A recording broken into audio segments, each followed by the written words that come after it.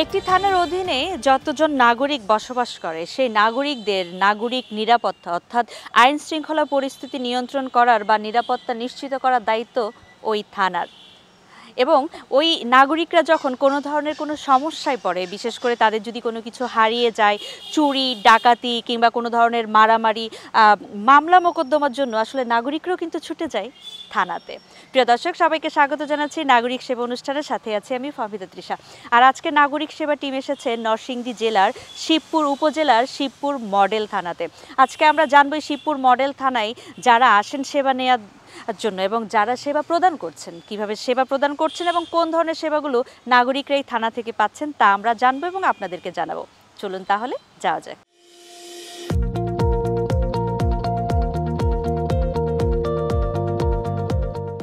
নরসিংদী জেলার শিবপুর মডেল থানা এলাকার আইন শৃঙ্খলা রক্ষা ও নাগরিক সেবার অন্যতম কেন্দ্র।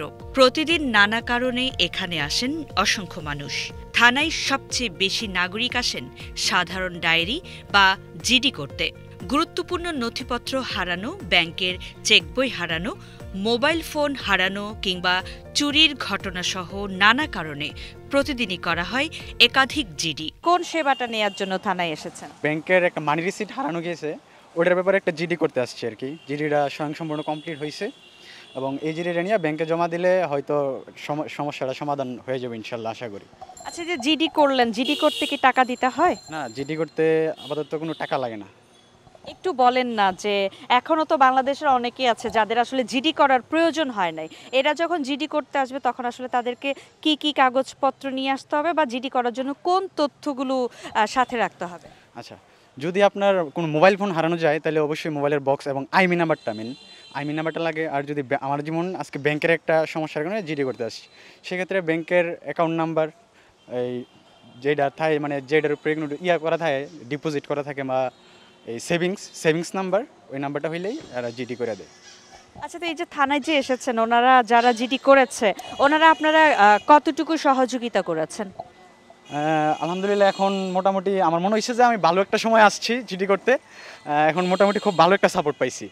সেক্ষেত্রে যদি এরকম সাপোর্টটা অলওয়েজ পাই তাহলে আশা করি আমরা সবাই সেফ থাকবো এবং আমরা কাজটা ওরকমভাবে আদায় করে নিতে পারবো দেশের নাগরিক হিসাবে। থানায় কি জন্য আসছেন? আমি এটা ক্লিয়ারেন্সের জন্য আসছি, পুলিশ ক্লিয়ারেন্সের জন্য। তো কি বলেছে ওনারা আপনাকে? সেবা দিয়েছে, আমার কইছে যে আমি করেন, আবেদন করেন, পরে আবেদন করলে আমরা ব্যবস্থা করে দেবো। ক্লিয়ারেন্স নিয়ে কি করবেন? ক্লিয়ারেন্স নিয়ে আমার একটা বিদেশ যাইব আর কি। আবেদন কি করেছেন? না, আবেদন করবো, মানে পরামর্শ দিচ্ছে আর কি আগে কীভাবে করতে হবে, কি আঙুর থেকে জানা নতুন, আমরা তো এলাকার লোক না, আমাদের জানতে চাইছে আর কি কীভাবে আবেদন করবো। বাড়িতে আবেদন করেন, পরে কাগজকে দিয়ে দেন, পরে আমরা করে দেবো। ওনাদের এই যে আপনাকে যে তথ্য দিয়েছে, তথ্য পেয়ে আপনার কাছে কি মনে হচ্ছে? আপনি কতটুকু সন্তুষ্ট?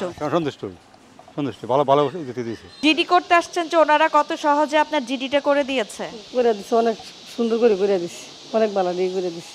এর আগে কখনো থানায় আসছিলেন? না, কোনো সময় চিনি না। এই যে আজকে প্রথম থানায় আসছেন, আসার আগে ভয় লাগে নাই? না, বই করতে গেলে ঘেরা মানুষ, আমি তো মানুষ হই। থানায় এসে জিডি করতে হয়, এটা আপনাকে কে জানিয়েছে? আমার হ্যাঁ ব্যাংকের থেকে কয়ে দিছে যে আমার চেক বই আর নিয়ে গেছে হেন গেলে জিটি করে দিব, জিটির বইলে গেলে হেরা বই দিয়ে দিব। আপনি আজকে কোন সেবা নেওয়ার জন্য থানায় এসেছেন? আমি আজকে মোবাইল আমার হারিয়ে গেছে পুটিয়ার বাজার থেকে। তারপর আমরা ডিডি করছি, এখানে আসা থানায় আসছি, বলছি ডিডি করার জন্য।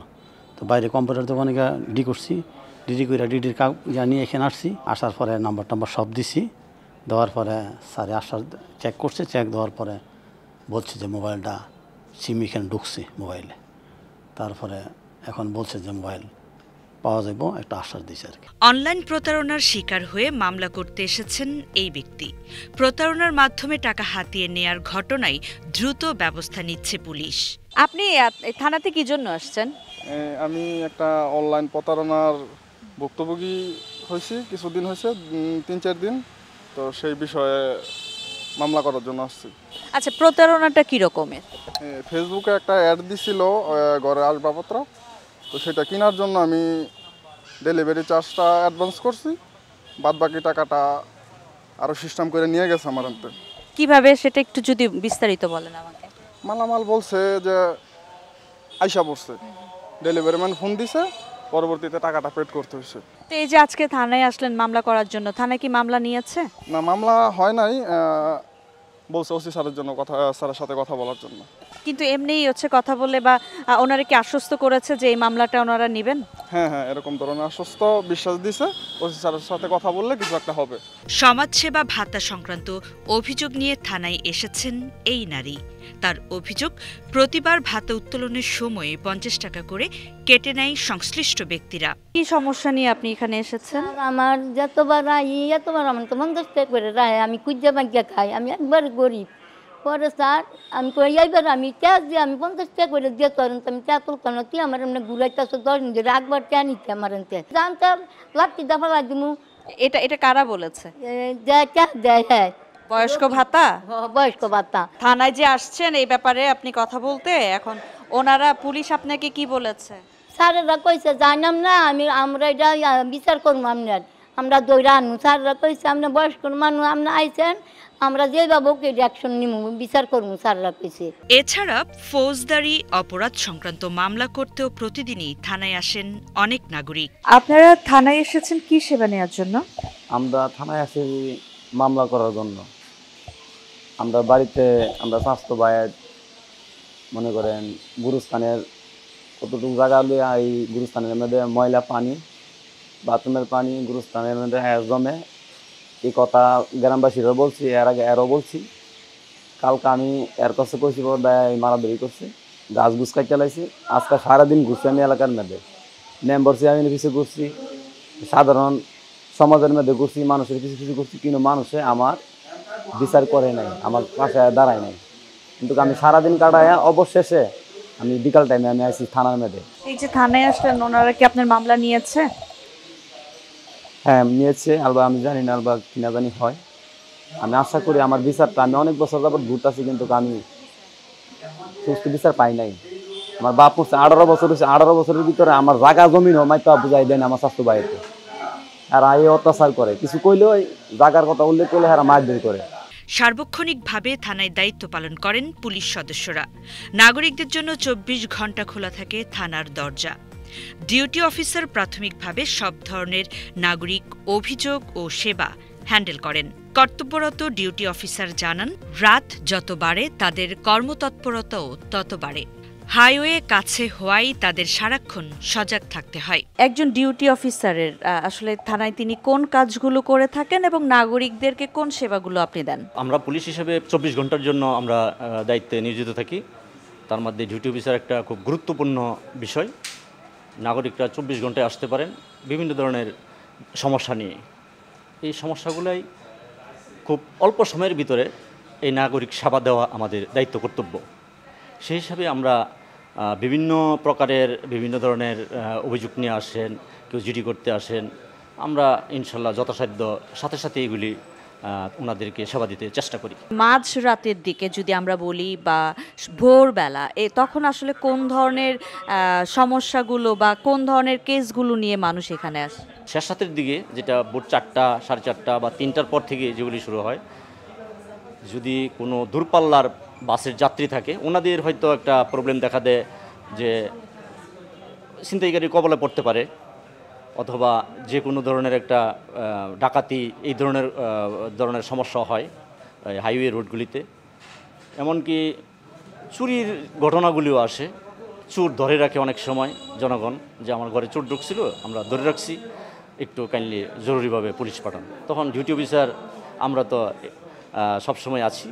সেই হিসাবে যে পার্টি যে এলাকায় আমাদের নিয়োজিত আছে, ওই পার্টিকে দ্রুততম ওই স্পটে যাওয়ার জন্য বলি এবং ওরা ওটা যথাসাধ্য চেষ্টা করে সাথে সাথে ওটা কভার করেন।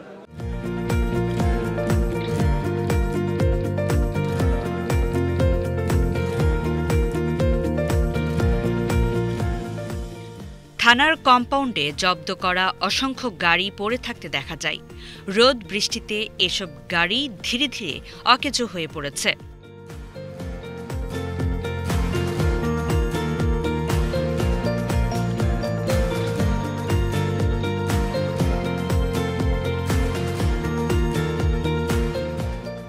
জরাজীর্ণ থানা ভবনে বসেই সেবা দিতে হচ্ছে পুলিশ সদস্যদের। থাকার ব্যবস্থাও অনেক পুরনো ও অনুপযোগী ভবনে, তবুও নাগরিক সেবায় তারা নিরলস।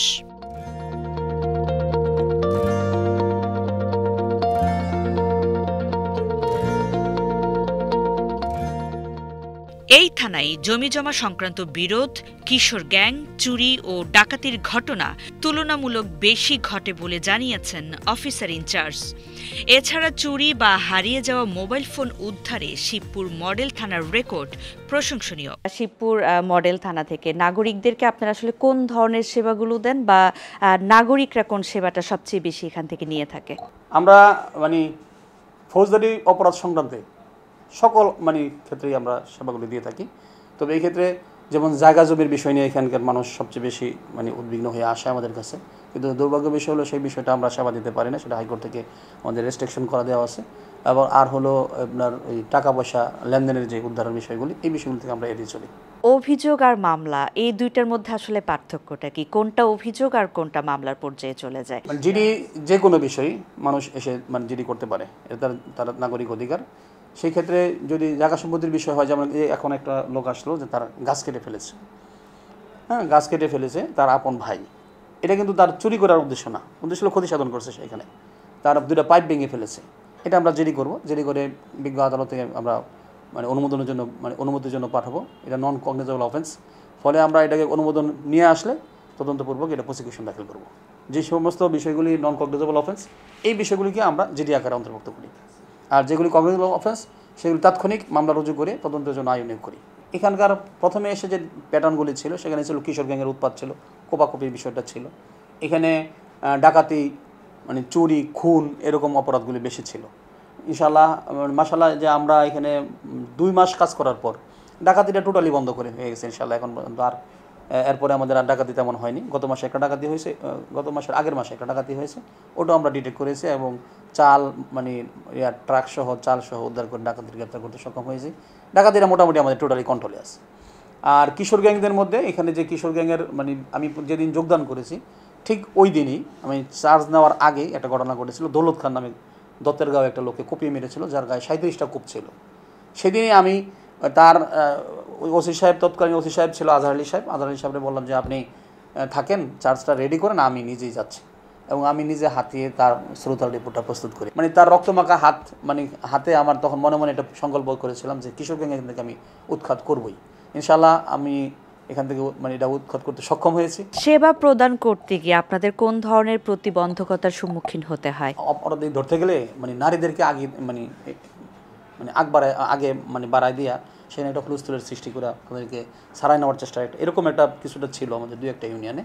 পরবর্তীতে যখন আমরা কিশোর গ্যাংটাকে মানুষের ধারে ধারে, যেমন মসজিদ, প্রত্যেকটা মসজিদে জুমার নামাজ পড়া, বিভিন্ন খেলা, মাহফিল এবং উঠান বৈঠক করা, এই বিষয়গুলির মাধ্যমে মানুষের মধ্যে কিছুটা সচেতনতা নিয়ে আসতে পেরেছি। এখন মানুষ আর আসামি ধরতে গেলে অন্তত বাধা দিচ্ছে না। মানুষের কাছে এইটুকু আস্থার জায়গা আসছে যে নিয়ে যাবো কোথায়, সর্বোচ্চ থানায়। যে থানায় গেলে পরে ওসি সাহেবের কাছে আমরা বিষয়টা বলতে পারবো। তাদের কোনো থাকলে অফেন্স থাকলে, তাদের যদি কোনো ডিফেন্স করার কোনো বিষয় থাকে, সেটা আমরা বলে যৌক্তিক হলে সেটা আমরা অবশ্যই বিবেচনা করি। মালামাল হারিয়ে গেলে, বিশেষ করে যেটাকে আমরা চুরি বলি, এবং মোবাইল হারিয়ে গেলে, তারপরে বিকাশে যদি প্রতারণার সম্মুখীন হয়, শিকার হয়, সেক্ষেত্রে এই ধরনের মামলাগুলো বা অভিযোগগুলো যখন আপনাদের কাছে আসে, তখন আপনারা আসলে এটাকে কিভাবে সুরাহা করেন? যখন কোনো চুরির অভিযোগ আসে, সেক্ষেত্রে আমরা অবশ্যই চুরির মামলা নিয়ে সেই চুরির যারা এখানে এই এলাকায় বা বিভিন্ন জায়গা থেকে যখন যারা যেই প্যাটার্নের চুরি করে, চোরেরা সাধারণত যেটা চুরি করে তাদের একটা প্যাটার্ন থাকে, সেই প্যাটার্ন দিয়ে করে আমরা সেই চুরি মামলা ডিটেক্ট করে মালামাল উদ্ধার করি। আর অনেক সময় দেখা যাচ্ছে যে মোবাইল যেটা হারায়, চুরি হলেও মানুষ এসে বলে যে হারাই গেছে। মোবাইল যদি চুরিও হয় তবু মানুষ এসে বলে হারাই গেছে। এবার যখনই মোবাইল হারানোর কোনো সংবাদ আসে, আমরা সেই জিডি করে এই মোবাইলের যে সিম থাকে, সেই সিমের মাধ্যমে আমরা মোবাইলের আইএমই নাম্বারটা পেয়ে যাই। আইএমই নাম্বারটা ওই জিডিতে ইনক্লুড করে দিই, অথবা ওই যদি জিডির আগে করে ফেলে, সেক্ষেত্রে পরবর্তী পিছনে জিডির নাম্বারটা ইনক্লুড করে দিই, বা যে অফিসারকে আমরা এটা এনডোর্স করি সেই অফিসারের আলাদা কাগজ এটাকে লিখে ট্যাগ করে দিই। কিছুদিন পর এটাকে আমরা এটা এই আইএমই নাম্বারগুলি সার্চ দিই যে এখানে কোনো নাম্বার সিম ইউজ হচ্ছে কিনা। যখনই কোনো সিম সেখানে সংযুক্ত হয় তখনই আমরা সেই মোবাইলটা পাওয়ার পসিবিলিটি দেখা দেয় এবং সেটা উদ্ধার হয়। ইদানিং সময় যেটা দেখা যাচ্ছে মানুষ অনলাইন এবং বিকাশের কাউকে বুঝিয়ে, কাউকে মানে বিভিন্ন প্রলোভন দেখিয়ে এবং কখনো কখনো ভুলে টাকা দিয়ে চলে যায়। এরকম যদি হয় সেক্ষেত্রে আমরা প্যাটার্ন অনুসারে যদি দেখা যায় ভুলে চলে যায় সেটাকে আমরা জিডি করি। আর যদি যেটা দেখা যাচ্ছে যে তাকে প্রতারণা করে ফুসলিয়ে বা তাকে প্রলোভন দেখিয়ে বা বিভিন্ন মানে লোভ লালসা দেখিয়ে যখন টাকা নেওয়া হয় বা কোনো বিষয়ের কোনো বস্তুর অর্ডার মানে করে পরবর্তীতে মোবাইলটা বন্ধ করে দেয়, সেক্ষেত্রে আমরা একটা অভিযোগ মানে সেটা ক্ষেত্রে আমরা মামলা নেই বা অভিযোগ নেই মানে নিয়ে আমরা বিকাশ সেন্টার হটলাইনের মাধ্যমে তাদের কাছ থেকে কিছু তথ্য পাই। কিছু তথ্য পেয়ে যদি দেখি যে টাকাটা এখনও মানে উত্তোলন করে নাই, সেক্ষেত্রে টাকাটা আমরা স্টপ করে দিই। স্টপ করে ওইটা জিডি করে জিডির মাধ্যমে তাদের এখানে পাঠিয়ে দিলে তারা টাকাটা ব্যাক করায়। 999-এর কোনো কল পেলে দ্রুত ঘটনাস্থলে পৌঁছে যায় পুলিশ। 999-এ যখন কল আসে তখন আসলে সেই কলটার এগেনস্টে আপনারা পদক্ষেপটা কিভাবে নেন এবং তারপরে যে প্রতিবেদন করতে হয় সেটা কিভাবে বা কোথায় সাবমিট করেন? 999-এ যখনই কল আসে তখন তাৎক্ষণিক এটা আমরা জিডিতে এন্ট্রি করি। আমাদের একটা 999 রেজিস্টার আছে, সেই রেজিস্টারে অন্তর্ভুক্ত করে যেই এলাকার মানে আমাদের যে জরুরি যে টিমগুলি আছে, কুইক রেসপন্স টিম, ওই টিমকে আমরা দ্রুত ওইখানে পাঠিয়ে দিই। যে অফিসার সেখানে যায়, সে এখানে ওই প্রতিবেদন মানে সেই অফিসার ওখানে গিয়ে সেবাটা দিয়ে এসে এটা আবার জিডিতে নোট দেয়। ডাম্পিং বা আমরা অনেকগুলো পুরনো গাড়ি দেখতে পেয়েছি, এই গাড়িগুলোর আসলে ব্যবস্থাপনাটা কি হবে? গাড়ির যে বিষয়গুলি আছে আমাদের থানায় মানে অনেক পুরনো মামলার গাড়ি আছে, যেগুলি দেখা গেছে কোর্ট মানে যেগুলি মামলা সংক্রান্তে জব্দ করা হয়েছিল, ওই মামলা নিষ্পত্তি না হওয়ার কারণে ওই গাড়িগুলি কোর্ট আমাদের কোনো নির্দেশনা পাচ্ছে না, যার ফলে এই গাড়িগুলি এখানে মানে ধীরে ধীরে মাটির সাথে মিশে যাচ্ছে, মানে পার্টস নষ্ট হয়ে যাচ্ছে, অনেক মানে কিছু ক্ষতি হচ্ছে। তবে এই বিষয়গুলির একটা সুরাহা হওয়া উচিত বলে মনে করি। আমরা দেখতে পেয়েছি যে এখানে আপনাদের আরেকটা ভবন যেটা আছে, যেখানে হাজত আছে এবং অনেক পুলিশ কর্মকর্তা এখানে থাকছেন, কিন্তু ওই বিল্ডিংটার পলেস্তারা ক্ষয়ে পড়ছে। এই বিল্ডিংটা স্থানান্তর বা নতুন অবকাঠামো তৈরির ক্ষেত্রে আপনাদের কি পদক্ষেপ? ইতিমধ্যে এই বিল্ডিংটা মানে কন্ডেম ঘোষণা করা হয়েছে, কিন্তু আমাদের মানে কোনো উপায় না থাকায়, যেমন আমরা বাইরে মানে কিছু পুলিশ ভাড়ায় রাখি, আর কিছু ফোর্স আছে যারা আসলে মানে সিঙ্গেল থাকে, বাইরে মানে তারা ম্যাচ করে থাকতে স্বাচ্ছন্দ্য বোধ করে না, এরা একটু ঝুঁকি নিয়ে থাকতেছে। আমরা উপজেলা থেকে একটি প্রজেক্ট নিয়ে আমরা একটা মানে টিনশেড একটা ঘর করেছি এই ফোর্সকে আপাতত স্থানান্তরের জন্য। আর এই বিল্ডিংটা কন্ডেম ঘোষণা করা হয়েছে এবং এই বিল্ডিংটা ভেঙে ফেলার জন্য ওয়ার্ক মানে করা হয়েছে। আমি যতটুকু জানি সেটা নিলামের টেন্ডারের মানে আহ্বান করা হয়েছে। সেই টেন্ডারের পরে এই জায়গাটা অলরেডি এখানে সয়েল টেস্ট হয়েছে, এখানে নতুন মডেলের একটা ভবন তৈরির প্রক্রিয়া চলছে। উপজেলার সকল সরকারি দপ্তরের নাগরিক সেবাগুলো সমন্বয় করে উপজেলা প্রশাসন। কোনো দপ্তরের সেবা পেতে সমস্যা হলে বা জটিলতা দেখা দিলে সরাসরি উপজেলা প্রশাসনের কাছে প্রতিকার চাওয়া হয়। আজকে আমরা থানাতে গিয়েছি, শিবপুর মডেল থানাতে। সেখানে আমরা এরকম একটা কেস পেয়েছি যে একজন খুবই বয়স্ক একজন নারী, উনি এসছেন উনি বয়স্ক ভাতা উঠাতে গিয়ে সেখানে প্রত্যেক মাসে ওনাকে 50 টাকা করে বিকাশের দোকানে দিতে হচ্ছে। তো ওনার অভিযোগটা এরকম ছিল যে কর্মকর্তা এবং ওই দোকানদার দুজন মিলে ওনাকে অকথ্য ভাষায় গালাগাল করেছে এবং ওনাকে মারধর করেছে। তো এই ধরনের যে জটিলতাগুলো কিংবা দাপ্তরিক জটিলতা যদি হয়, সেক্ষেত্রে আপনি কি ভূমিকাটা পালন করেন? বয়স্ক ভাতার যে বিষয়টা, এক্ষেত্রে আসলে আগে দেখতে হবে যে আমার যিনি বয়স্ক চাচি বা বয়স্ক মা যিনি থানায় গিয়ে অভিযোগটা করেছেন, যে অফিসারের কথা বলেছেন, আসলে সেই অফিসার সমাজসেবা অফিসের কেউ কিনা। যদি উনি আমার এখানে আসতেন তাহলে বেশি ভালো হতো, কারণ উপজেলা নির্বাহী অফিসার এই কমিটি সভাপতি, আমাদের নলেজেই নাই। থানায় উনি গিয়েছেন, এটি খুবই ভালো হয়েছে যে থানা থেকে আগে খোঁজ নিক তাহলে যে কোন দোকানে বিকাশের বেসিক্যালি এই টাকাটা উঠানো হয়। এটা নর্মালি একটা এজেন্টের মাধ্যমে, তাদের একটা এজেন্টের একটা নির্দিষ্ট দোকানে এই টাকাটা আসে আর কি। যদি এরকমই হয় তাহলে আমরা আমাদের ঊর্ধ্বতন কর্তৃপক্ষের কাছে চিঠি লিখব। যদি এরকম সে অভিযোগ পায় আমরা চিঠি লিখব যাতে তার এই মানে ভেন্ডরশিপটা বা টেন্ডারশিপটা তাহলে বাতিল করে যাতে তাহলে অন্য কোথাও দিতে পারে, কারণ বয়স্ক মানুষের ক্ষেত্রে হয়তো বা ব্যাংকের জটিলতাটা এই কারণেই এড়ানো হয়। তো এটা আমরা তদন্ত সাপেক্ষে ব্যবস্থা নেব। শিবপুর উপজেলায় যতগুলো সরকারি দপ্তর আছে, অফিস আছে, সেগুলোতে নাগরিকদের সেবা প্রদান করতে গেলে যদি কোনো ধরনের কোনো জটিলতা সৃষ্টি হয়, আর সেক্ষেত্রে উপজেলা নির্বাহী অফিসার হিসেবে আপনি সেই সমস্যাগুলো কিভাবে সমাধান করেন? উপজেলা নির্বাহী অফিসার হিসেবে আমরা বিভিন্ন দপ্তরের যে সমস্যাগুলো আমরা চেষ্টা করি সমাধান করার জন্য। আমাদের এখানে প্রতিদিনই যদি কেউ লিখিতভাবে অভিযোগ জানাতে পারে অথবা মৌখিকভাবে অভিযোগ জানাতে পারে। আমরা সবসময় চেষ্টা করি, আবার আপনাদের মতো গণমাধ্যম কর্মীরাও রয়েছেন, তারাও আমাদেরকে বিভিন্ন সময় হোয়াটসঅ্যাপে বা মোবাইলে অনেক তথ্য দিয়ে বা অনেক অভিযোগের বিষয় আমাদেরকে দেন। আমরা সেটা যত দ্রুত সম্ভব সমাধান করার চেষ্টা করি। যে কোনো দপ্তর রিলেটেড কোনো কিছু হলে আমরা সবার প্রথমে সেই দপ্তর প্রধান যিনি আছেন আগে তার সাথে কথা বলি। তার সাথে কথা বলার পর যদি আমাদের প্রয়োজন হয়, আমাদের অনেক সময় সরেজমিনেও যেতে হয়। অনেক সময় আমাদের এখানে কিছুদিন আগে যেমন একটা রোডসের একটা জায়গা নিয়ে সমস্যা হয়েছিল, তো আমরা দুই পক্ষকে ডেকেছিলাম, আমার এখানেই ডেকেছিলাম। আমার এখানে ডেকে মোটামুটি আমরা একটা সমাধান করার চেষ্টা করেছি। পরবর্তীতে সেখানে আমার সহকারী কমিশনার ভূমিকে এক্সিকিউটিভ ম্যাজিস্ট্রেট হিসেবে সেখানে পাঠিয়েছিলাম। তো এভাবে আমরা আর কি চেষ্টা করি। আবার আমাদের কিছুদিন আগে একটা রাস্তা নিয়ে একটা সমস্যা হয়েছিল সাদারচর ইউনিয়নে, সেখানে আমি, আমার সহকারী কমিশনার ভূমি, সার্ভেয়ার আমরা নিজেরা গিয়েছিলাম। অনেক দিনের একটা বিরোধ ছিল, সেটা আমরা আমাদের দিক থেকে সমাধান করে দিয়ে আসার, ওখানে স্পটে বসে ওখানকার যারা স্থানীয় ব্যক্তিবর্গ রয়েছেন অর্থাৎ যারা ওখানকার স্টেক হোল্ডার, যারা ওখানকার অধিবাসী রয়েছেন তাদের সাথে কথা বলে আমরা চেষ্টা করেছি সমাধান করে দেওয়ার জন্য। তো এরকম আমরা চেষ্টা করছি আর কি, যাতে জনদুর্ভোগ কমে। আর উপজেলা নির্বাহী অফিসারের আমার দরজা সবার জন্যই খোলা। আমাকে সরকার এই চেয়ারে এখানে পাঠিয়েছেন এখানকার লোকজনের সেবা করার জন্য। আমি চেষ্টা করে যাচ্ছি সকলের সহযোগিতায় সবাইকে সেবা প্রদানের জন্য। শিবপুর মডেল থানা শুধু অপরাধ দমনেই নয়, নাগরিক সেবায়ও কাজ করছে নিবেদিতভাবে। অপরাধ দমন এবং নাগরিকদের নিরাপত্তা নিশ্চিতকরণে বদ্ধপরিকর বাংলাদেশ পুলিশ। শিবপুর মডেল থানার মতো বাংলাদেশের প্রতিটি থানা হয়ে উঠুক সেবা বান্ধব। থানা পুলিশ নিয়ে মানুষের মনে এক ধরনের ভয় বা ভীতি কাজ করে। মানুষ সহজেই থানায় যেতে চায় না, নিতান্ত বাধ্য না হলে। কিন্তু পুলিশ বলছে, মানুষ যত বেশি তাদেরকে আপন মনে করে, বন্ধু মনে করে থানায় আসবে, পুলিশ তত ভালোভাবে মানুষকে সেবা প্রদান করতে পারবে। দর্শক, আজকের মতো নাগরিক সেবা অনুষ্ঠান থেকে বিদায় নিচ্ছি। ফাহমিদা তৃষা, দেখা হবে পরবর্তী পর্বে। সে পর্যন্ত ভালো থাকবেন, সুস্থ থাকবেন। আল্লাহ হাফেজ।